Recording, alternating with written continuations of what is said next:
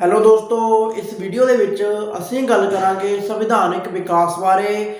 ਤਾਂ ਦੋਸਤੋ, ਸੰਵਿਧਾਨਕ ਵਿਕਾਸ ਦੇ ਉੱਤੇ ਸਾਡਾ ਇਹ ਦੂਸਰਾ ਵੀਡੀਓ ਹੈ। ਇਸ ਤੋਂ ਪਹਿਲਾਂ ਅਸੀਂ ਸੰਵਿਧਾਨਕ ਵਿਕਾਸ ਬਾਰੇ ਵੀਡੀਓ ਨੰਬਰ 1 ਦੇ ਵਿੱਚ ਗੱਲ ਕੀਤੀ ਸੀ। ਤਾਂ ਦੋਸਤੋ, ਹੁਣ ਅਸੀਂ ਅੱਗੇ ਗੱਲ ਕਰਾਂਗੇ। ਜੇਕਰ ਤੁਹਾਨੂੰ ਸਾਡੀ ਇਹ ਵੀਡੀਓ ਚੰਗੀ ਲੱਗੇ, ਲਾਈਕ ਤੇ ਸ਼ੇਅਰ ਜ਼ਰੂਰ ਕਰੋ, ਨਾਲ ਹੀ ਸਾਡਾ ਇਹ ਚੈਨਲ ਸਬਸਕ੍ਰਾਈਬ ਕਰਨਾ ਨਾ ਭੁੱਲੋ। ਚਲੋ ਸ਼ੁਰੂ ਕਰਦੇ ਹਾਂ ਅਸੀਂ ਅੱਜ ਦੀ ਵੀਡੀਓ। ਦੋਸਤੋ, ਅਸੀਂ ਜਿਵੇਂ ਕਿ ਸਾਨੂੰ ਪਤਾ ਹੈਗਾ, ਅਸੀਂ ਗੱਲ ਕਰ ਰਹੇ ਹਾਂ ਸੰਵਿਧਾਨਕ ਵਿਕਾਸ ਬਾਰੇ। ਤਾਂ ਦੋਸਤੋ, ਅਸੀਂ ਕੱਲ੍ਹ ਗੱਲ ਕੀਤੀ ਸੀ ਐਕਟ ਬਾਰੇ। ਤਾਂ ਦੋਸਤੋ, ਜਿੰਨੇ ਵੀ ਐਕਟ ਸੀ ਉਹਨਾਂ ਬਾਰੇ ਅਸੀਂ ਗੱਲ ਕਰ ਚੁੱਕੇ ਹਾਂ। ਤਾਂ ਅੱਜ ਅਸੀਂ ਗੱਲ ਕਰਾਂਗੇ ਸੰਵਿਧਾਨਕ ਵਿਕਾਸ ਬਾਰੇ। ਜਿਵੇਂ ਕਿ ਸਾਨੂੰ ਪਤਾ ਹੈਗਾ, 1857 ਈਸਵੀ ਦੇ ਵਿੱਚ ਵਿਦਰੋਹ ਹੋਇਆ।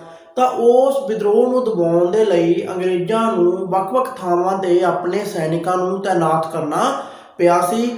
ਤਾਂ ਜਦੋਂ ਉਹ ਜਿਹੜਾ ਸਾਡਾ ਵਿਦਰੋਹ ਸੀ, ਜਿਹੜਾ ਕਿ ਅਸਫਲ ਹੋ ਗਿਆ ਸੀ, ਇਸ ਤੋਂ ਬਾਅਦ ਜਿਹੜੇ ਅੰਗਰੇਜ਼ ਸੀ ਉਹਨਾਂ ਨੇ ਇਸ ਵਿਦਰੋਹ ਨੂੰ ਦਬਾ ਦਿੱਤਾ ਸੀ। ਤਾਂ ਇਸ ਤੋਂ ਬਾਅਦ ਅੰਗਰੇਜ਼ਾਂ ਨੇ ਜਿਹੜੀ ਈਸਟ ਇੰਡੀਆ ਕੰਪਨੀ ਸੀ ਉਸ ਤੋਂ ਸਾਰੇ ਦੇ ਸਾਰੇ ਪ੍ਰਸ਼ਾਸਨਿਕ ਅਧਿਕਾਰ ਜਾਂ ਫਿਰ ਵਪਾਰਕ ਅਧਿਕਾਰ ਉਹ ਸਾਰੇ ਖੋਲ੍ਹੇ ਸੀ। ਤਾਂ ਇਸ ਤੋਂ ਬਾਅਦ ਸਿੱਧਾ ਜਿਹੜੀ ਕਿ ਸਾਡੀ ਬ੍ਰਿਟਿਸ਼ ਸਰਕਾਰ ਸੀ ਉਹ ਸਾਡੇ ਭਾਰਤ ਉੱਤੇ ਰਾਜ ਕਰਨ ਲੱਗ ਗਈ ਸੀ। ਤਾਂ ਇਸ ਤੋਂ ਬਾਅਦ ਜਿਹੜੀ 1857 ਦਾ ਵਿਦਰੋਹ ਸੀ, ਉਸ ਤੋਂ ਬਾਅਦ ਜਿਹੜੀ ਸਾਡੀ ਬ੍ਰਿਟਿਸ਼ ਸਰਕਾਰ ਸੀ ਉਸ ਨੇ ਕਈ ਅਧਿਨਿਯਮ ਨੇ ਜਿਹੜੇ ਉਹ ਪਾਸ ਕੀਤੇ ਨੇ, ਜਿਨ੍ਹਾਂ ਬਾਰੇ ਅਸੀਂ ਗੱਲ ਕਰਦੇ ਹਾਂ। ਤਾਂ ਸਭ ਤੋਂ ਪਹਿਲਾਂ ਜਿਹੜਾ ਅਧਿਨਿਯਮ ਹੈ ਉਹ ਪਾਸ ਕੀਤਾ ਹੈਗਾ ਭਾਰਤ ਸ਼ਾਸਨ ਅਧਿਨਿਯਮ 1858। ਤਾਂ ਦੋਸਤੋ, ਜਿਵੇਂ ਕਿ ਅਸੀਂ ਗੱਲ ਕਰਦੇ ਹਾਂ, ਜਦੋਂ ਭਾਰਤ ਸ਼ਾਸਨ ਅਧਿਨਿਯਮ 1858 ਪਾਸ ਕੀਤਾ ਗਿਆ ਤਾਂ ਅੰਗਰੇਜ਼ ਸਰਕਾਰ ਨੇ ਸਭ ਤੋਂ ਪਹਿਲਾ ਕੰਮ ਕੀਤਾ ਹੈਗਾ, ਕੰਪਨੀ ਦਾ ਸ਼ਾਸਨ ਖਤਮ ਕਰ ਦਿੱਤਾ। ਤਾਂ ਦੋਸਤੋ, ਇਸ ਤੋਂ ਪਹਿਲਾਂ ਜਿਹੜੀ ਕਿ ਕੰਪਨੀ ਸੀ ਉਸ ਕੋਲ ਪ੍ਰਸ਼ਾਸਨਿਕ ਅਧਿਕਾਰ ਸੀ, ਰਾਜ ਕਰਨ ਦਾ ਅਧਿਕਾਰ ਕਿਸ ਕੋਲ ਸੀ? ਕੰਪਨੀ ਕੋਲ ਸੀ। ਤਾਂ ਕੰਪਨੀ ਕੋਲੋਂ ਇਹ ਸਾਰਾ ਅਧਿਕਾਰ ਖਤਮ ਕਰ ਦਿੱਤਾ। ਤਾਂ ਉਸ ਤੋਂ ਇਹ ਸਾਰੇ ਅਧਿਕਾਰ ਜਿਹੜੀ ਕਿ ਸਾਡੀ ਬ੍ਰਿਟਿਸ਼ ਸਰਕਾਰ ਹੈ ਉਸ ਨੇ ਖੋਹ ਲਏ ਸੀ। ਇਸ ਤੋਂ ਬਾਅਦ ਜੇ ਅਸੀਂ ਦੇਖਿਆ ਜਾਵੇ ਅਸੀਂ ਗੱਲ ਕੀਤੀ ਸੀ board of director the, board of control ਦੀ। ਤਾਂ ਦੇਖੋ, ਉਹ ਦੋਨੇ ਜਿਹੜੇ ਵਿਭਾਗ ਬਣੇ ਸੀ ਉਹ ਕੰਪਨੀ ਲਈ ਬਣੇ ਸੀ, ਪਰ ਜਿਹੜੀ ਕੰਪਨੀ ਆ ਉਹ ਖਤਮ ਹੋ ਚੁੱਕੀ ਹੈ। ਤਾਂ ਉਸ ਦੀ ਥਾਂ 'ਤੇ ਜੇ ਅਸੀਂ ਦੇਖਿਆ ਜਾਵੇ ਤਾਂ ਉਹਨਾਂ ਨੇ ਇੱਕ ਨਵੀਂ ਵਿਵਸਥਾ ਇੰਡੀਆ ਦੇ ਵਿੱਚ ਲਾਗੂ ਕੀਤੀ ਸੀ। ਤਾਂ ਉਹਨਾਂ ਨੇ ਭਾਰਤ ਦੇ ਵਿੱਚ ਇੱਕ ਭਾਰਤ ਸਚਿਵ ਨਾਂ ਦਾ ਅਧਿਕਾਰੀ ਕਹਿ ਲਈਏ ਜਾਂ ਫਿਰ ਅਹੁਦਾ ਕਹਿ ਲਈਏ, ਉਹਨਾਂ ਨੇ ਬਣਾਇਆ ਸੀ, ਜਿਹੜਾ ਕਿ ਬ੍ਰਿਟੇਨ ਦੇ ਵਿੱਚ ਹੁੰਦਾ ਸੀ। ਤਾਂ ਦੇਖੋ ਜੀ, ਉਸ ਟਾਈਮ ਉਹਨਾਂ ਨੇ ਇੱਕ ਭਾਰਤ ਸਚਿਵ ਨਾਂ ਦਾ ਅਹੁਦਾ ਬਣਾਇਆ ਜਿਹੜਾ ਕਿ ਬ੍ਰਿਟੇਨ ਦੇ ਵਿੱਚ ਹੁੰਦਾ ਸੀ। ਤਾਂ ਜਿਹੜਾ ਇਹ ਭਾਰਤ ਸਚਿਵ ਹੁੰਦਾ ਸੀ ਇਹ ਉਹਨਾਂ ਦੀ ਸੰਸਦ ਦਾ ਇੱਕ ਮੈਂਬਰ ਮੰਤਰੀ ਹੁੰਦਾ ਸੀ। ਕੋਈ ਵੀ ਮੰਤਰੀ ਜਿਸ ਨੂੰ ਭਾਰਤ ਦਾ ਸਚਿਵ ਬਣਾਇਆ ਜਾਂਦਾ ਸੀ, ਜੋ ਕਿ ਬ੍ਰਿਟੇਨ ਦੇ ਵਿੱਚ ਬੈਠਾ ਭਾਰਤ ਦੇ ਸਾਰੇ ਸਿਸਟਮ ਨੂੰ ਦੇਖਦਾ ਹੁੰਦਾ ਸੀ। ਤਾਂ ਉਹ ਇਕੱਲਾ ਹੀ ਨਹੀਂ ਦੇਖਦਾ ਸੀ, ਸਗੋਂ ਉਸ ਨਾਲ 15 ਮੈਂਬਰੀ ਕਮੇਟੀ ਹੋਰ ਹੁੰਦੀ ਸੀ। ਉਸ ਦੇ ਨਾਲ 15 ਮੈਂਬਰ ਹੋਰ ਹੁੰਦੇ ਸੀ ਜੋ ਉਸ ਨੂੰ ਭਾਰਤ ਦੇ ਵਿੱਚ ਸ਼ਾਸਨ ਕਰਨ ਦੀ ਜਾਂ ਫਿਰ ਭਾਰਤ ਦੀ ਦੇਖ ਦਿਖਾਵ ਕਰਨ ਦੀ ਸਲਾਹ ਦਿੰਦੇ ਸੀ, ਜਿਨ੍ਹਾਂ ਨੂੰ ਮੰਤਰੀ ਪ੍ਰੀਸ਼ਦ ਅਸੀਂ ਕਹਿ ਸਕਦੇ ਹਾਂ, ਜਿਹੜੀ ਕਿ ਉਸ ਦੇ ਭਾਰਤ ਸਚਿਵ ਦੇ ਨਾਲ ਕੰਮ ਕਰਦੀ ਸੀ। ਤਾਂ ਦੋਸਤੋ, ਜਿਹੜਾ ਇਹ ਸਾਡਾ ਭਾਰਤ ਸਚਿਵ ਸੀ ਉਸ ਨੂੰ ਤੇ ਉਸਦੇ 15 ਮੈਂਬਰਾਂ ਨੂੰ ਜਿਹੜੀ ਤਨਖਾਹ ਦਿੱਤੀ ਜਾਂਦੀ ਸੀ ਉਹ ਸਾਰੀ ਭਾਰਤ ਦੇ ਵਿੱਚੋਂ ਹੀ ਦਿੱਤੀ ਜਾਂਦੀ ਸੀ। ਉਹ ਸਾਰਾ ਕੁਝ ਇਸ ਐਕਟ ਦੇ ਤਹਿਤ ਇਹਨਾਂ ਅੰਗਰੇਜ਼ਾਂ ਨੇ ਕੀਤਾ ਸੀ। ਤਾਂ ਇਹਨਾਂ ਨੇ ਕੀ ਕੀਤਾ?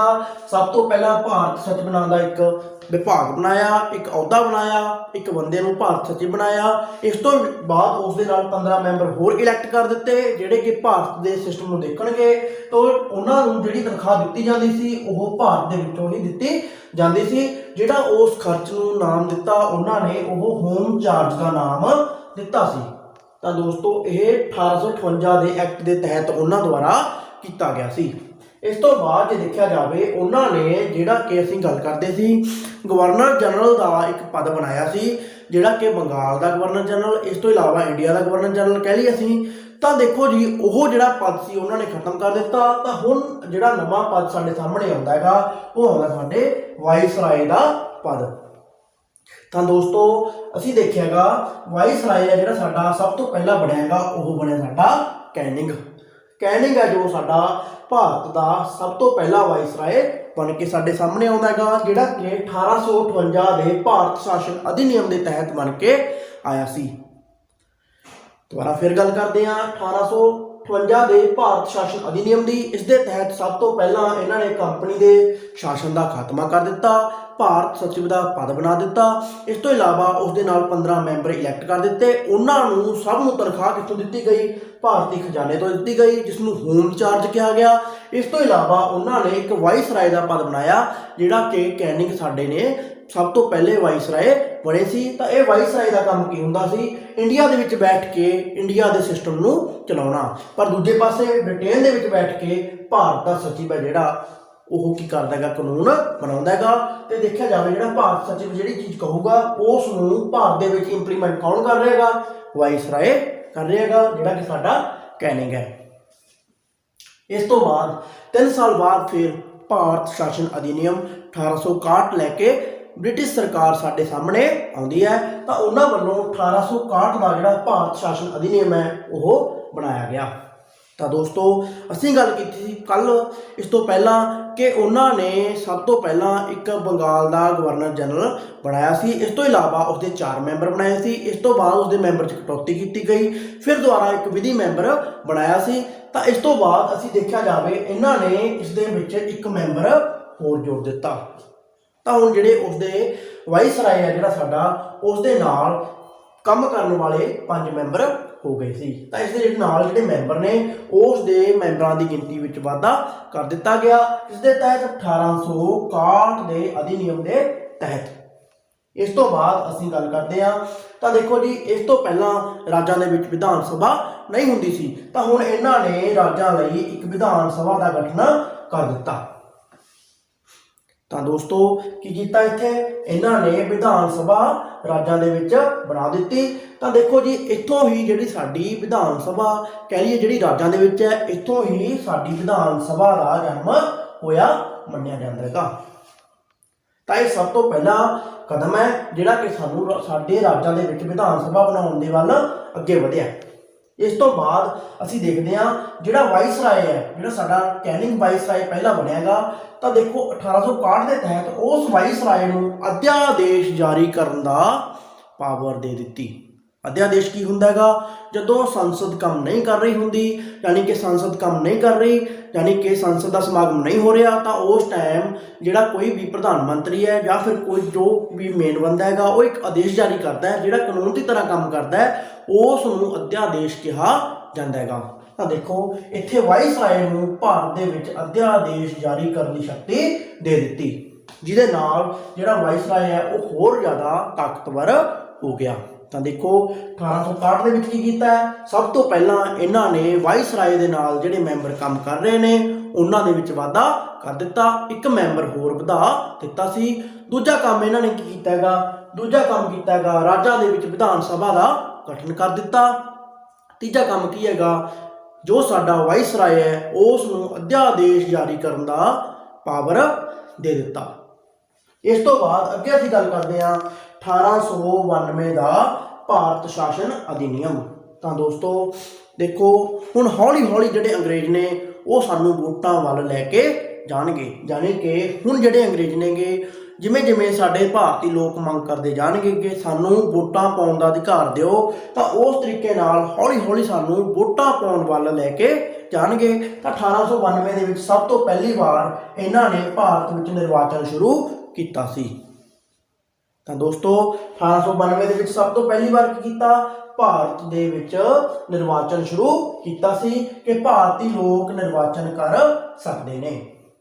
ਦੂਜੇ ਨੰਬਰ ਤੇ ਇਹਨਾਂ ਨੇ ਕੀ ਕੀਤਾ? ਜਿਹੜੀ ਸਾਡੀ ਕੇਂਦਰੀ ਵਿਧਾਨ ਪਰਿਸ਼ਦ ਸੀ, ਯਾਨੀ ਕਿ ਜਿਹੜੀ ਸੈਂਟਰ ਦੇ ਵਿੱਚ ਸਰਕਾਰ ਸੀ, ਉਹ ਜੋ ਬਜਟ ਪੇਸ਼ ਕਰਦੀ ਸੀ ਉਸ ਤੇ ਵਾਦ ਵਿਵਾਦ ਕਰਨ ਦਾ ਜਿਹੜਾ ਹੱਕ ਹੈ ਸਾਡੇ ਭਾਰਤੀ ਲੋਕਾਂ ਨੂੰ ਮਿਲ ਗਿਆ ਸੀ।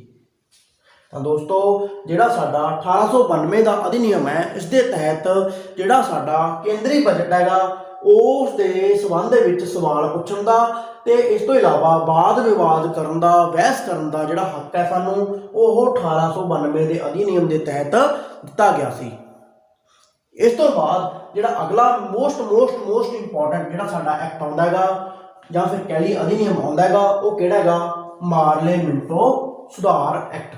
ਤਾਂ ਦੋਸਤੋ ਇਸ ਨੂੰ ਮਾਰਲੇ ਮਿੰਟੋ ਕਿਉਂ ਕਿਹਾ ਜਾਂਦਾ ਹੈਗਾ? ਮਾਰਲੇ ਉਸ ਟਾਈਮ ਕੌਣ ਹੈ? ਸਾਡਾ ਭਾਰਤ ਸਚਿਵ ਹੈ ਤੇ ਮਿੰਟੋ ਕੌਣ ਹੈ, ਸਾਡਾ ਵਾਇਸਰਾਏ ਹੈ। ਤਾਂ ਇੱਕ ਭਾਰਤ ਸਚਿਵ ਤੇ ਮਿੰਟੋ ਦੁਆਰਾ ਜਿਹੜੇ ਬਣਾਏ ਗਏ ਯਾਨੀ ਕਿ ਸੁਧਾਰ ਸੀ ਉਹਨਾਂ ਨੂੰ ਮਾਰਲੇ ਮਿੰਟੋ ਸੁਧਾਰਾਂ ਦਾ ਨਾਮ ਦਿੱਤਾ ਗਿਆ ਸੀ। ਤਾਂ 1909 ਦੇ ਐਕਟ ਨੂੰ ਮਾਰਲੇ ਮਿੰਟੋ ਸੁਧਾਰਾਂ ਦੇ ਨਾਂ ਨਾਲ ਅਸੀਂ ਜਾਣਦੇ ਹਾਂ। ਤਾਂ ਦੇਖੋ ਸਭ ਤੋਂ ਪਹਿਲਾਂ ਇਹਨਾਂ ਨੇ ਕੀ ਕੀਤਾ ਹੈਗਾ, ਜੋ ਸਾਡਾ ਵਿਧਾਨ ਮੰਡਲ ਬਣਾਇਆ ਗਿਆ ਹੈਗਾ, ਜੋ ਸਾਡੀ ਵਿਧਾਨ ਸਭਾ ਬਣਾਈ ਗਈ ਹੈ, ਉਸ ਦੇ ਆਕਾਰ ਦੇ ਵਿੱਚ ਵਾਧਾ ਕੀਤਾ ਗਿਆ ਸੀ। ਯਾਨੀ ਕਿ ਜਿਹੜੇ ਉਹਦੇ ਮੰਤਰੀ ਸੀ ਉਹਨਾਂ ਦੀ ਗਿਣਤੀ ਦੇ ਵਿੱਚ ਵਾਧਾ ਇਹਨਾਂ ਦੁਆਰਾ ਕੀਤਾ ਗਿਆ। ਇਸ ਤੋਂ ਇਲਾਵਾ ਦੇਖਿਆ ਜਾਵੇ ਅਸੀਂ ਦੇਖਿਆਗਾ ਕਿ ਇਹਨਾਂ ਨੇ ਇੱਥੇ 1892 ਦੇ ਵਿੱਚ ਸਾਨੂੰ ਬਜਟ ਤੇ ਬਹਿਸ ਕਰਨ ਦਾ ਅਧਿਕਾਰ ਦਿੱਤਾ ਸੀ, ਪਰ ਹੁਣ ਇਹਨਾਂ ਨੇ ਸਰਵਜਨਕ ਵਿਸ਼ੇ ਤੇ ਬਹਿਸ ਕਰਨ ਦਾ ਅਧਿਕਾਰ ਵੀ ਦੇ ਦਿੱਤਾ।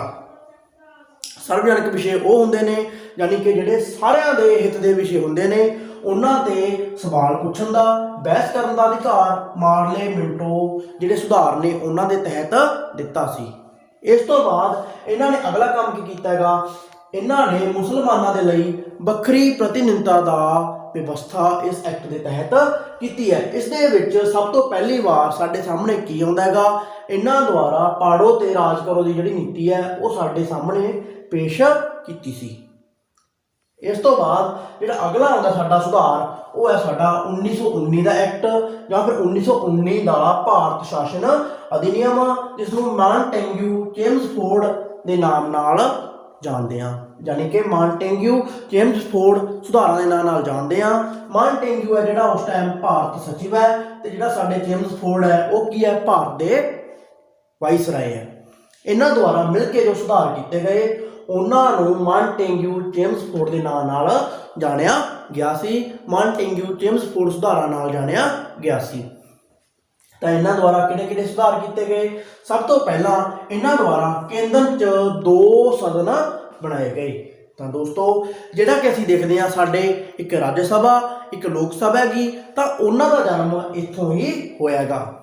ਇੱਕ ਤਰੀਕੇ ਨਾਲ ਅਸੀਂ ਕਹਿ ਦਈਏ ਉਹਨਾਂ ਦਾ ਜਨਮ ਕਿੱਥੋਂ ਹੋਇਆਗਾ, ਉਹ ਇਸ ਥਾਂ ਤੋਂ ਹੋਇਆਗਾ।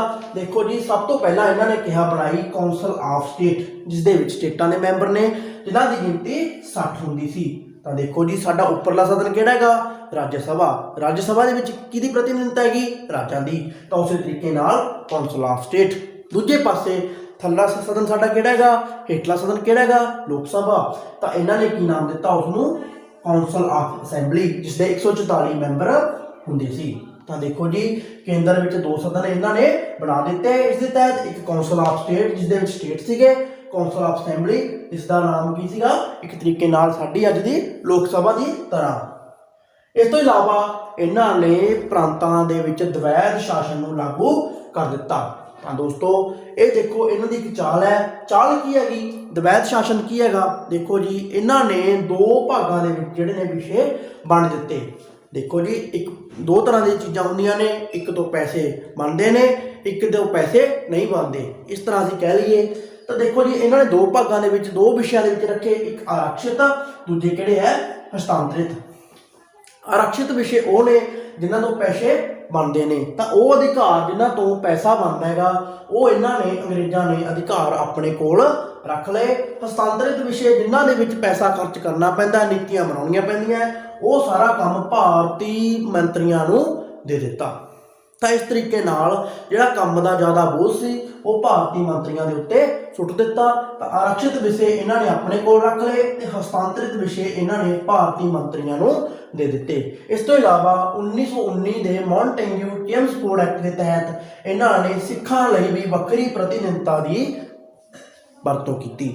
ਤਾਂ ਹੁਣ ਦੇਖੋ ਜੀ ਇਹਨਾਂ ਦੀ ਜਿਹੜੀ ਪਾੜੋ ਤੇ ਰਾਜ ਕਰੋ ਦੀ ਜਿਹੜੀ ਨੀਤੀ ਹੈ ਉਹ ਵਧਦੀ ਜਾ ਰਹੀ ਹੈ। ਇਹਨਾਂ ਨੇ ਉਸ ਟਾਈਮ ਧਰਮ ਦੇ ਨਾਂ ਤੇ ਲੋਕਾਂ ਦੇ ਵਿੱਚ ਮਨਾਂ ਦੇ ਵਿੱਚ ਫਰਕ ਪਾਉਣਾ ਸ਼ੁਰੂ ਕਰ ਦਿੱਤਾ। ਇਸ ਤੋਂ ਬਾਅਦ ਜੀ ਅਗਲਾ ਸਾਡਾ ਆਉਂਦਾ ਹੈ 1935 ਦਾ ਅਧਿਨਿਯਮ। ਤਾਂ ਦੋਸਤੋ ਇਸ ਤੋਂ ਪਹਿਲਾਂ ਅਸੀਂ ਗੱਲ ਕੀਤੀ ਹੈ 1919 ਦੀ। ਤਾਂ ਦੇਖੋ ਇੱਕ ਪਾਸੇ ਆਉਂਦਾ ਸਾਡਾ ਕੇਂਦਰ 'ਚ 2 ਸਦਨ ਯਾਨੀ ਕਿ ਕੌਂਸਲ ਆਫ ਸਟੇਟ ਤੇ ਕੌਂਸਲ ਆਫ ਅਸੈਂਬਲੀ, ਦੂਜੇ ਪਾਸੇ ਪ੍ਰਾਂਤਾਂ 'ਚ ਦਵੈਧ ਸ਼ਾਸਨ। ਦੋਸਤੋ ਇਹ ਦੋਨੋਂ ਵੱਖੋ ਵੱਖਰੀਆਂ ਚੀਜ਼ਾਂ ਨੇ। ਕੇਂਦਰ ਦੇ ਵਿੱਚ 2 ਸਦਨ ਯਾਨੀ ਕਿ 2 ਚੈਂਬਰ, ਪ੍ਰਾਂਤਾਂ ਦੇ ਵਿੱਚ ਦਵੈਧ ਸ਼ਾਸਨ ਯਾਨੀ ਕਿ ਦੋਹਰਾ ਸ਼ਾਸਨ, ਪ੍ਰਾਂਤਾਂ ਦੇ ਵਿੱਚ ਯਾਨੀ ਕਿ ਰਾਜਾਂ ਦੇ ਵਿੱਚ ਦੋਹਰਾ ਸ਼ਾਸਨ। ਦੋਸਤੋ ਇਹ ਇੱਕੋ ਚੀਜ਼ਾਂ ਨਹੀਂ, ਸਗੋਂ ਇਹ ਵੱਖੋ ਵੱਖਰੀਆਂ ਚੀਜ਼ਾਂ ਨੇ। ਇਸ ਤੋਂ ਬਾਅਦ 1935 ਦਾ ਅਧਿਨਿਯਮ। ਤਾਂ ਦੋਸਤੋ ਇਸ ਦੇ ਵਿੱਚ ਸਭ ਤੋਂ ਪਹਿਲੀ ਮੇਨ ਗੱਲ ਕੀ ਹੈ ਤਾਂ ਸਭ ਤੋਂ ਪਹਿਲੀ ਵਾਰ ਮੰਨਿਆ ਗਿਆ ਕਿ ਭਾਰਤ ਰਾਜਾਂ ਦਾ ਸੰਘ ਹੈ, ਜਿਸ ਦੇ ਵਿੱਚ ਇਹਨਾਂ ਨੇ ਕਿਹਾ ਅਖਿਲ ਭਾਰਤ ਸੰਘ, ਯਾਨੀ ਕਿ ਭਾਰਤ ਰਾਜਾਂ ਦਾ ਸੰਘ ਹੈ। ਇਹਨਾਂ ਨੇ ਮੰਨਿਆ ਸਭ ਤੋਂ ਪਹਿਲੀ ਵਾਰ 1935 ਦੇ ਅਧਿਨਿਯਮ ਦੇ ਵਿੱਚ ਕਿ ਭਾਰਤ ਸਾਰੇ ਰਾਜਾਂ ਦਾ ਸੰਘ ਹੈ, ਸਾਰੇ ਰਾਜਾਂ ਨੂੰ ਮਿਲਾ ਕੇ ਇੱਕ ਭਾਰਤ ਬਣਿਆ ਹੈਗਾ। ਇਸ ਤੋਂ ਬਾਅਦ ਇਹਨਾਂ ਨੇ ਦੂਜਾ ਕੰਮ ਕੀ ਕੀਤਾ, ਜਿਹੜਾ 1919 ਦੇ ਵਿੱਚ ਦਵੈਧ ਸ਼ਾਸਨ ਬਣਾਇਆ ਸੀ ਪ੍ਰਾਂਤਾਂ ਦੇ ਵਿੱਚ, ਉਸ ਨੂੰ ਖਤਮ ਕਰ ਦਿੱਤਾ। ਤੇ ਉਸ ਤੋਂ ਬਾਅਦ ਇਹਨਾਂ ਨੇ ਪ੍ਰਾਂਤਾਂ ਨੂੰ ਕੁਝ ਅਧਿਕਾਰ ਦਿੱਤੇ ਕਿ ਉਹ ਆਪਣੇ ਹੱਕ ਦੇ ਲਈ ਜੋ ਕੁਝ ਚੰਗਾ ਹੈਗਾ ਉਹੀ ਕਾਨੂੰਨ ਬਣਾ ਸਕਦੇ ਨੇ। ਤਾਂ ਕੁਝ ਨਾ ਕੁਝ ਹੱਦ ਤੱਕ ਇਹਨਾਂ ਨੇ ਸਵੈਧਤਾ ਵੀ ਜਿਹੜੀ ਪ੍ਰਾਂਤਾਂ ਨੂੰ 1935 ਦੇ ਐਕਟ ਦੇ ਤਹਿਤ ਦਿੱਤੀ ਹੈ। ਇਸ ਤੋਂ ਇਲਾਵਾ ਇਹਨਾਂ ਨੇ ਕੀਤਾ ਹੈਗਾ ਭਾਰਤ 'ਚ ਜਿਹੜੀ ਸਾਡੀ ਦਿੱਲੀ ਹੈ ਉੱਥੇ ਇਹਨਾਂ ਨੇ ਸਭ ਤੋਂ ਪਹਿਲੀ ਵਾਰ ਸੁਪਰੀਮ ਕੋਰਟ ਬਣਾਈ ਸੀ। ਤੇ ਇਸ ਤੋਂ ਇਲਾਵਾ ਕੇਂਦਰੀ ਬੈਂਕ ਬਣਾਈ ਸੀ, ਜਿਹਨੂੰ ਭਾਵ ਸੰਘੀ ਬੈਂਕ ਕਿਹਾ ਗਿਆ ਹੈਗਾ। ਤਾਂ ਦੋਸਤੋ ਇਸ ਤੋਂ ਪਹਿਲਾਂ ਅਸੀਂ ਗੱਲ ਕੀਤੀ ਸੀ, ਇਹਨਾਂ ਨੇ ਇੱਕ ਬਣਾਈ ਸੀ ਕਲਕੱਤੇ ਵਿਖੇ ਜਿਹੜੀ ਸੁਪਰੀਮ ਕੋਰਟ, ਪਰ ਦੋਸਤੋ ਉਹ ਕਲਕੱਤੇ ਦੀ ਸੀ, ਪਰ ਹੁਣ ਇਹਨਾਂ ਨੇ ਸਭ ਤੋਂ ਪਹਿਲੀ ਵਾਰ ਪੂਰੇ ਇੰਡੀਆ ਲਈ ਇੱਕ ਸੁਪਰੀਮ ਕੋਰਟ ਬਣਾਈ ਸੀ 1935 ਦੇ ਐਕਟ ਦੇ ਤਹਿਤ। ਇਸ ਤੋਂ ਇਲਾਵਾ ਇਹਨਾਂ ਨੇ ਭਾਰਤ ਦੀ ਸੰਘੀ ਬੈਂਕ ਵੀ ਬਣਾਈ ਸੀ 1935 ਦੇ ਅਧਿਨਿਯਮ ਦੇ ਤਹਿਤ।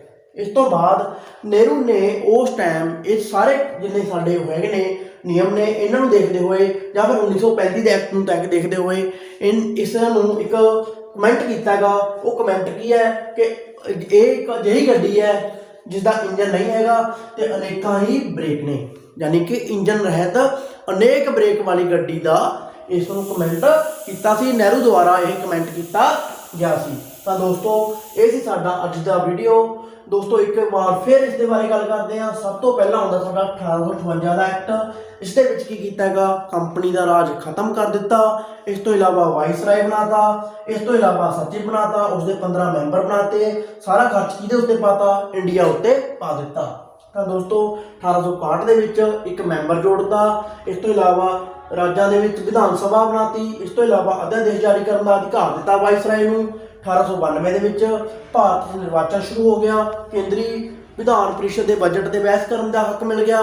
ਤਾਂ ਇਸ ਤੋਂ ਇਲਾਵਾ 1909 ਦਾ ਐਕਟ, ਇਸ ਦੇ ਵਿੱਚ ਕੀ ਕੀਤਾ ਹੈਗਾ, ਵਿਧਾਨ ਮੰਡਲ ਦਾ ਅਧਿਕਾਰ ਦਾ ਵਾਧਾ ਕਰਤਾ, ਸਾਬਜਣ ਕਮਿਸ਼ਨ ਦੇ ਦਿੱਤੇ, ਸਵਾਲ ਪੁੱਛਣ ਦਾ ਅਧਿਕਾਰ ਦਿੱਤੇ। ਤਾਂ ਇਸ ਤਰੀਕੇ ਨਾਲ ਜਿਹੜਾ ਸਾਨੂੰ ਲਗਾਤਾਰ ਇਹ ਕੀ ਕਰਦੇ ਗਏ, ਅਧਿਕਾਰ ਦਿੰਦੇ ਗਏ। ਤੇ ਇਸ ਤੋਂ ਬਾਅਦ ਜਿਵੇਂ ਅਸੀਂ ਦੇਖਦੇ ਹਾਂ ਮਾਊਂਟਬੈਟਨ ਪਲਾਨ ਆਉਂਦਾ ਹੈਗਾ 1947 ਦੇ ਵਿੱਚ, ਤਾਂ ਸਾਡਾ ਦੇਸ਼ ਆਜ਼ਾਦ ਹੋ ਜਾਂਦਾ ਹੈਗਾ ਤੇ ਭਾਰਤ ਦੀ 2 ਭਾਗਾਂ ਦੇ ਵਿੱਚ ਵੰਡ ਹੋ ਜਾਂਦੀ ਹੈ। ਤਾਂ ਦੋਸਤੋ ਜੇ ਵੀਡੀਓ ਚੰਗੀ ਲੱਗੇ ਲਾਈਕ ਤੇ ਸ਼ੇਅਰ ਜ਼ਰੂਰ ਕਰੋ, ਨਾਲ ਹੀ ਸਾਡਾ ਇਹ ਚੈਨਲ ਸਬਸਕ੍ਰਾਈਬ ਕਰਨਾ ਨਾ ਭੁੱਲੋ। ਧੰਨਵਾਦ।